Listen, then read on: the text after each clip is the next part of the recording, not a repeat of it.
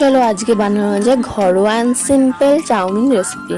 তো প্রথমেই আমি এখানে চাউমিন সেদ্ধ করার জন্য একটা বাটিতে জল আর পরিমাণ মতো নুন আর সাদা তেল দিয়ে সেটাকে গরম বসিয়ে দিয়েছি, আর তার সঙ্গে আমি কেটে নিয়েছি এখানে পেঁয়াজ আর আলু। তো তারপর দেখো জলটা গরম হয়ে গেছে আর আমি এর মধ্যে এখন দিয়ে দেবো চাউমিনগুলো। তো দেখো এটা খুব ভালোভাবে দিয়ে দিতে হবে আর একটু ভালোভাবে সিদ্ধ করে নিতে হবে। দিয়ে তারপর সিদ্ধ হয়ে যাওয়ার পর ওটাকে নামিয়ে নিতে হবে। নামানোর পর তার মধ্যে একটুখানি ঠান্ডা জল দিয়ে দিতে হবে যাতে সেটা আর চিপকায় না।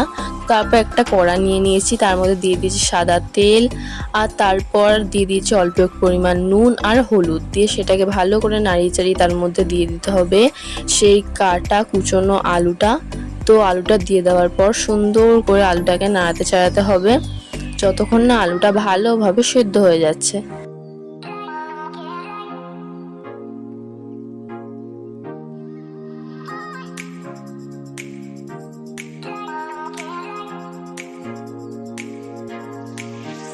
তো দেখো এখানে আমার আলুটা খুব সুন্দর করে ভাজা হয়ে গেছে। আমি সেটাকে তুলে রেখে দিয়ে কড়াই আর একটুখানি তেল দিয়ে একটা ডিম ফাটিয়ে দিয়ে দিয়েছি আর দিয়ে দিয়েছি পরিমাণ মতন লবণ। তারপর সেটাকে খুব সুন্দর করে আমাদেরকে ঝুরঝুর করে ভেজে নিতে হবে যতক্ষণ না একটা গোল্ডেন টাইপসের কালার আসছে ততক্ষণ সুন্দর করে ভেজে নিতে হবে।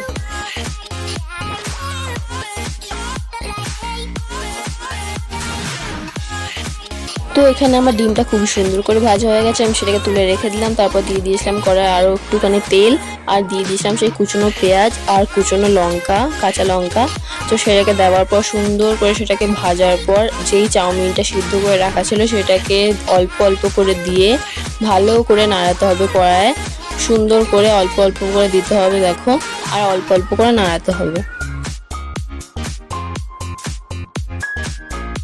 তো তারপর আমি এখানে দিয়ে দিচ্ছি পরিমাণ মতন লবণ আর পরিমাণ মতন হলুদ দিয়ে সুন্দর করে চাউমিনটাকে মিশিয়ে নিতে হবে। আর লবণ আর হলুদটা খুব সুন্দর করে মিশিয়ে নিতে হবে চাউমিনের মধ্যে।